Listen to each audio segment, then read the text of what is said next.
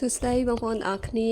បងប្អូនដែលគាត់ឆាតមក account របស់ខ្ញុំមួយនេះគឺខ្ញុំអត់បានតបឆាតទេដោយសារតែវាមានបញ្ហាឆាតរយៈពេលប្រហែល7ថ្ងៃបានដោះវិញបានណា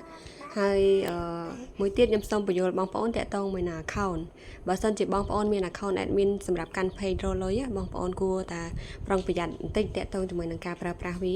account របស់ខ្ញុំគឺមានបញ្ហាតាក់ទងជាមួយនឹងការផុសរូបភាពអញ្ចឹងផុសរូបដែលយើងបានតបឆាតមួយភ្ញៀវអីអញ្ចឹងទៅ feedback អីអញ្ចឹងណាវាជាប់ដែរនិយាយរួមទៅ Facebook វាដល់ថ្ងៃខ្លះវាចិត្តល្អវាបើកឲ្យយើងធម្មតាវាស្រួលមួយយើងអីអញ្ចឹងទៅថ្ងៃខ្លះមិនល្អក៏មានបញ្ហា page អញ្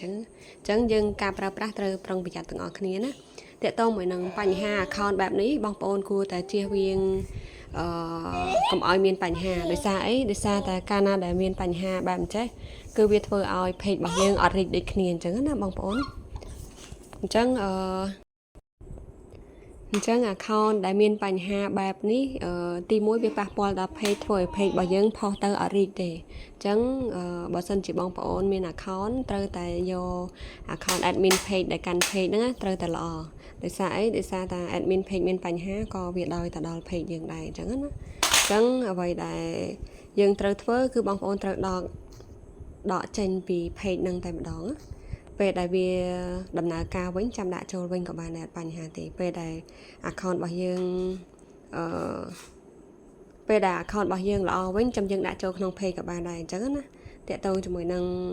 page របស់យើងបើសិនជាមាន admin បញ្ជាក់ម្ដងទៀតបើសិនជា page របស់យើងមាន admin ខូចបែបហ្នឹងបងប្អូនគួរតែដកចេញជៀសវាងមានបញ្ហាដល់ page របស់យើងព្រោះអីវាអាចនឹងធ្វើឲ្យ page របស់យើងអត់រីកវាផុសទៅអត់សូវរីកអញ្ចឹងណាអញ្ចឹងវា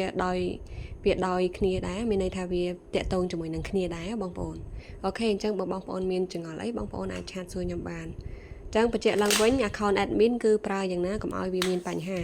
ធ្វើម៉េចឲ្យវាល្អទៅហើយ admin page ក៏យើងអាចរកលុយបានដែរបងប្អូនឥឡូវនេះវាអាប់ដេតឲ្យយើងរកលុយបានហើយអញ្ចឹងចាំមើលវីដេអូក្រោយខ្ញុំនឹងប្រាប់បងប្អូនពីរបៀបរកលុយនៅក្នុង Facebook account អូខេអរគុណបាយបាយបងប្អូនទាំងអស់គ្នា